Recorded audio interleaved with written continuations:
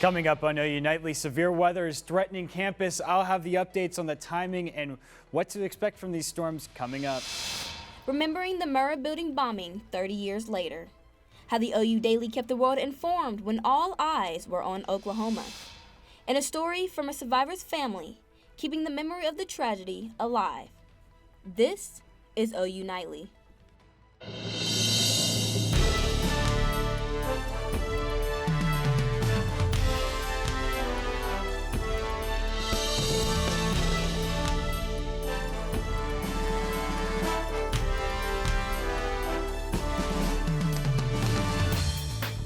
The largest team of collegiate meteorologists is tracking the chances for severe weather. Thank you for watching OU Nightly. I'm Julia Roberts. And I'm Olivia Hayes. Julia, the big question is, what does this mean for the holiday weekend ahead? Olivia, luckily, OU Nightly meteorologist Scotty Allen is here to tell us what to expect and when. Scotty? Yeah, that's right. We're going to be having lots of storms for this holiday weekend. Right now, your Campus Weather Authority is tracking storms. There's currently no storms developed right now in the Oklahoma region, but right now the Storm Prediction Center has issued a slight risk for the state of Oklahoma from Lawton all the way to Tulsa. We're having all hazards possible with this. So currently right now in the region, we have temperatures in the 70s in the southeast, but this cold front's coming, as you see with these 60s. And right now with the dew point, you can see right here all this moist air, that energy for these storms down here in the south, and that dry air, that's going to be what's going to be initiating these storms. So we're going to be continuing to track those. But coming up, I'll be having more on that evening severe weather threat and an Easter washout and more rain on the way next week. Ladies, back to you. Thanks, Scotty. We are continuing to share stories of April 19th, 1995, and remember those who were killed, those who survived, and those who changed forever. OU Nightly reporter Abigail Franklin is live outside of Gaylord College, where a piece of that fateful day sits right here at OU. Abigail. Well, ladies, that piece of that fateful day is a sapling from the original survivor tree planted right here behind me on our Gaylord courtyard. It's a beautiful reminder for students here at OU, as tomorrow marks 30 years since April 19th, 1995, when the Alfred P. Murrah Federal Building was bombed. A remembrance ceremony is usually held on April 19th every year to honor those victims, but unfortunately, due to weather, it has been moved indoors. We do know that it is going to be at First Church, and the remembrance ceremony will be held at regular time, which will be at 8:30. Our reporters have been working for the past month to share stories of light as we approach April 19th, 1995, and that day still echoes through time. Here at OU, we're sharing stories about how it affected journalists here at OU. OU Nightly reporter Cariana Gamboa tells us how journalism was changed forever. The OU Daily pioneered basically the first news website and how to cover news digitally. And I didn't even know that story. A panel at Gaylord College shining light on a story many have never heard. Student journalists from the University of Oklahoma reporting from ground zero moments after the 1995 bombing of the Alfred P. Murrah Federal Building. The OU Daily creating the first online news coverage in the world. All of the amazing photography and the fearless reporting from people like Michelle, we were able to place that online beginning that night. A news website created to update the public about the bombing. Michelle Strain was one of the first OU Daily student reporters on the scene. It just changed my life. I like to say that it was like going from a 20-year-old sheltered, naive girl to a grizzled journalist in the course of one day. The OU Daily remembering the bravery of those students. What they did that day is absolutely extraordinary. They set the standard for college media. They set the standard for national media, and it is an honor to be a part of that organization 30 years later. The panel just days before the 30th anniversary, serving as a powerful reminder of the unforgettable impact they had. So to be here 30 years later and be asked, first of all, to speak on a panel like this was totally humbling and such an honor for me. It's really overwhelming and wonderful, and kind of completes this full circle moment of my life. CNN would create the first commercial news website 4 months later, the New York Times 5 months after that. OU students acting ahead of their time, pioneering the next era of journalism. Cariana Gamboa, OU Nightly. Well, thanks, Cariana, for that story there. We're going to continue our coverage here with more stories of light. On April 19th, Jace Kirk experienced what no child should ever have to experience. OU Nightly reporter Arena Mkhitaryan has the story. He didn't hear the blast, just saw his mother's teary eyes at the classroom window. It was a warm spring Wednesday in Oklahoma City. 30 years ago, before the sirens, 6th grader Jace was focused on a math test. Mr. Cunningham asked me to step out in the hall, and he said, "Jace, there's been an explosion in the building where your dad works."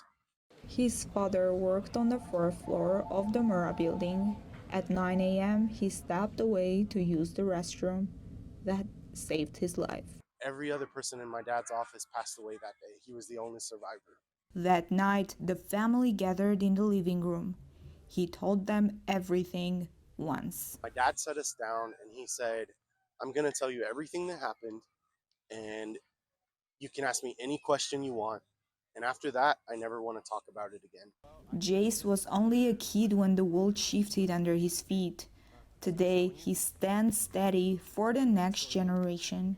I know that educators have impact on their students, and I want to use my influence to make sure that the students who are coming after me have every door and every opportunity opened for them. At the memorial, the 9-3 gate marks what came next, when Oklahomans chose to care, rebuild, and remember. That's the kind of community he grew up with. It's the moment that Oklahomans didn't run away from the sound but ran to it. It represents healing, but that healing went deeper than just the scar that was created that day. Dad is coming home.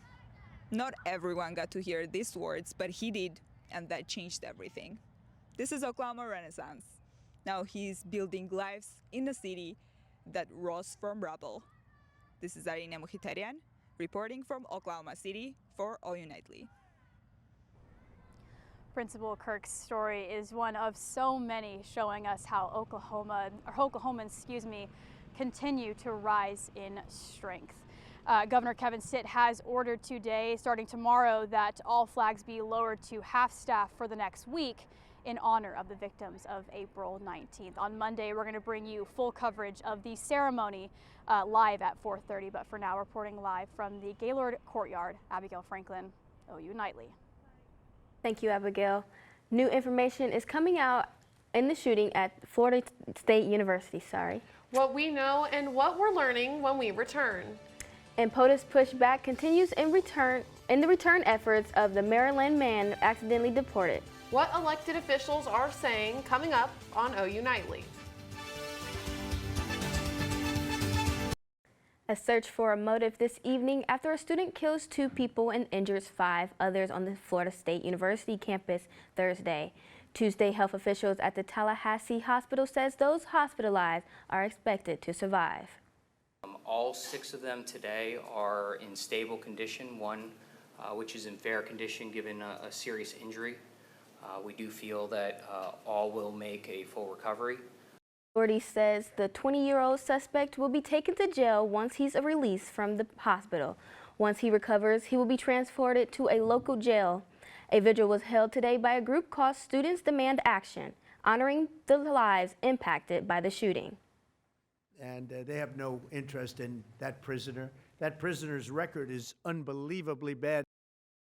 President Trump doubling down on the deportation of a Maryland man sent to El Salvador. The Trump administration says Abrego Garcia is a member of a violent Venezuelan gang, a claim his family denies earlier this month. Federal officials admitted Garcia should not have been deported. The Supreme Court then ordered the administration to facilitate his return. In response to the ruling, Attorney General Pam Bondi said Garcia is, quote, not coming back. Maryland Senator Chris Van Hollen visited Garcia yesterday in El Salvador to ensure his well-being. In a weekend of preparations and celebrations ahead. People across the country and right here in Oklahoma are going the distance. Find out more after this break. And I'm here with OU Nightly's team of meteorologists currently tracking severe weather. I'll have the updates on the potential of severe weather later tonight coming up.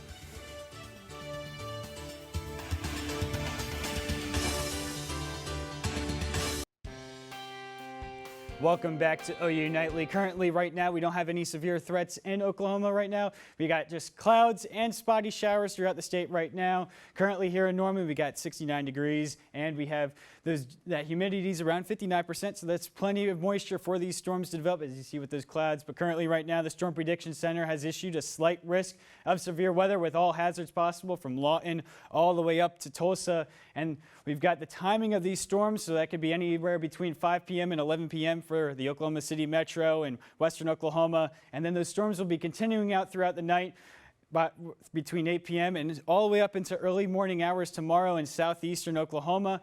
So for right here in Oklahoma and Norman, we've got the threat of low threat for tornadoes, so there's a potential that we could have a tornado. We'll be continuing to monitor that. But right now, the main threats are hail. Up to 4 inches of hail is possible with some of these storms. And we've got some heavy winds that will be possible in later evening storms, more closer to midnight. And then lots of training storms. So lots of storms after storm, bringing this flooding threat. So right now, we've got an extreme flooding threat that we're going to be continuing to monitor. So right now with the future cast, we've got storms that will be developing around 6 p.m. and around Lawton and coming up. So right now around 8 p.m. hitting Norman.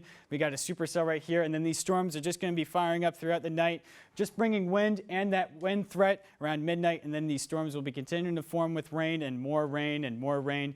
So that flash flooding threat is really going to be high. So we've got that slight risk for severe weather down there in southeastern Oklahoma tomorrow and right over the Norman area, but right, that severe threat for tornadoes, wind, hail is kind of on the lower end for tomorrow. But the wind, the rain is going to be there. Right now, we've got the flash flooding outlook, a moderate flash flooding risk for the Norman area and most of southeastern Oklahoma. We've got that lots of rainfall, so try to be off the roads tomorrow, as we've got right here the potential for 2 inches or more from Lawton all the way up to Tulsa and Miami.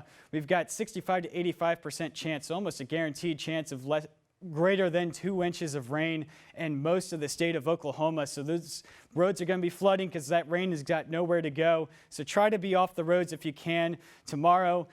And as we go into Sunday, the storms are going to be going through, and possible storms in your early Sunday morning. But hopefully for your Easter, there should be in the clear, so you enjoy your Easter after all these storms and keep safe throughout the weekend as we can, and we'll keep you updated, your campus weather authority.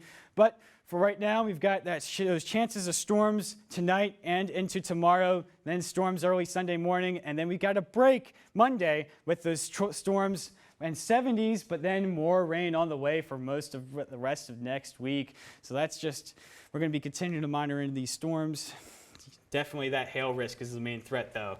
Yeah, Scotty, thank you for monitoring those. With such an extreme threat for flooding, what are ways that people can prepare? Definitely just stay home. Only go out if you absolutely need to, but try to just avoid that because flooded roadways, you just can't, you don't know. All right, thank you so much, Scotty. Thanks, Scotty. So double knot those laces as the Boston Marathon is right around the corner. Organizers say significant security measures will be in place for the 129th annual event. Backpacks, coolers, props, weapons, and drones are not allowed.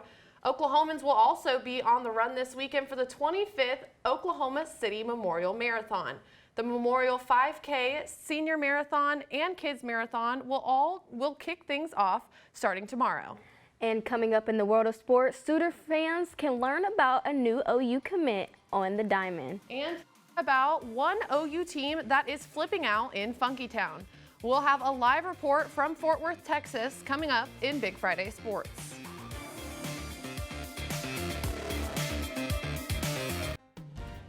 Hello everyone, I'm Aiden Tyler and we have a packed Big Friday Sports for you. And I'm Hallie McPherson. The OU women's gymnastics team is on the hunt for their 7th national championship down south in Cowtown. Our sports reporters Darby McCormick and Peyton Davis are live in Fort Worth with the details.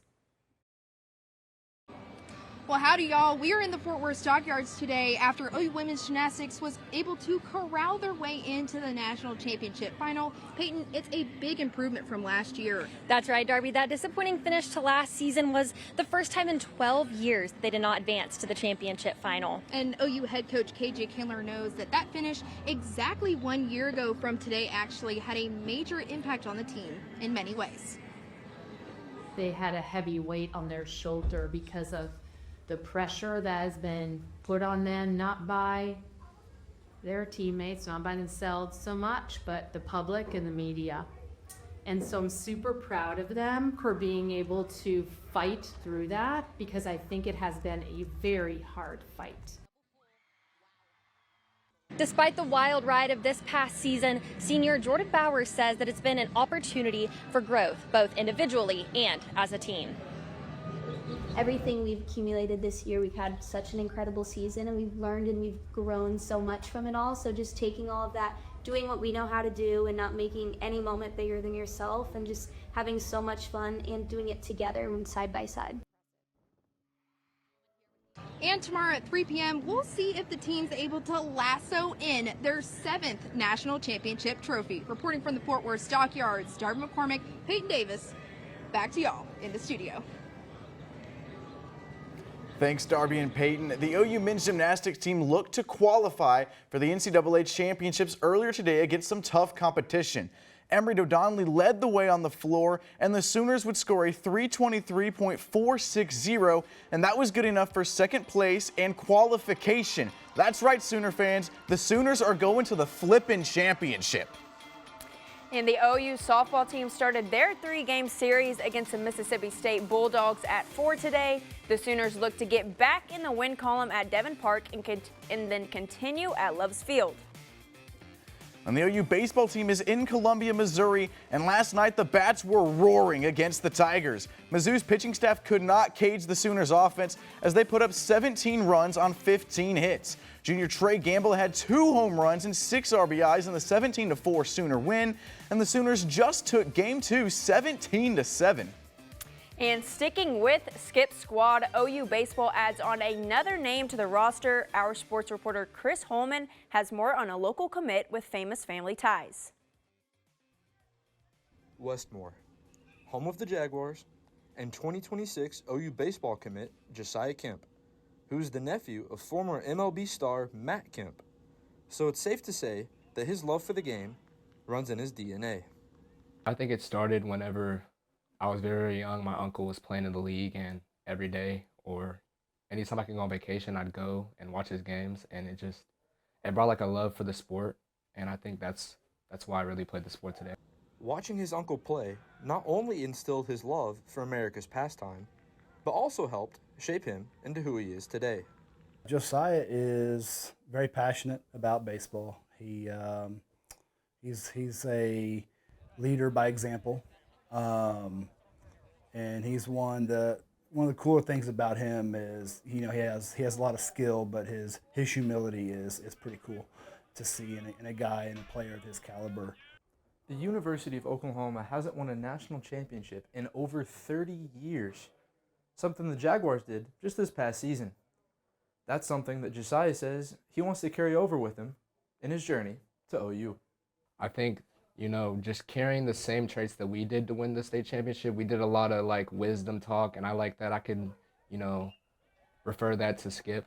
I think a lot of those talks that we had behind closed doors where nobody saw or videos and nothing, I think that really helped us and shaped us to where we got to be a state championship. And I think that can really help with the national championship as well, because the mental side is the biggest part of the game. Reporting from Westmore High School, Chris Holman, OU Nightly.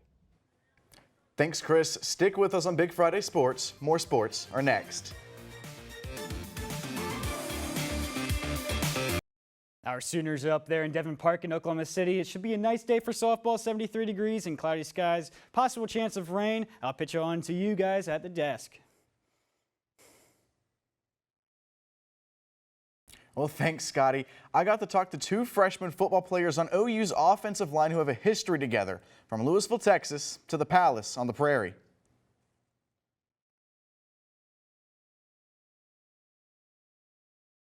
Michael Fasusi and Sean Hutton were friends at Louisville High School, but also members on the left side of the Fighting Farmers offensive line.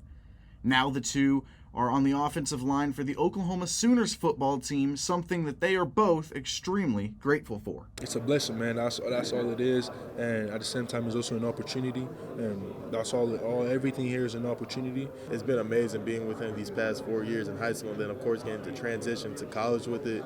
It's amazing to be there with my best friends. And the friendship between the two coming to college is something that Sean Hutton didn't realize would be invaluable. If I'm going through something and struggling up here, I could just go right next door because we're in the same room. That's probably something that's helped me out a lot more than I would have thought about before I even came up here. The two friends have formed their friendship around football, but there's another important thing that has built their friendship, and that is their shared faith.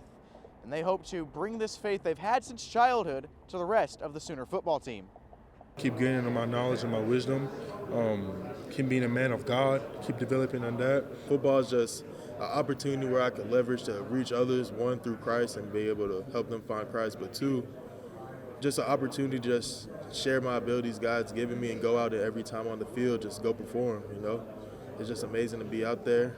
Football is like my best friend. And Hutton's other best friend, Michael Fasusi, says there's one thing Sooner Nation can look forward to from him in the offensive line. Being a dog on that field, man, that's what they're going to expect too, and just dominating.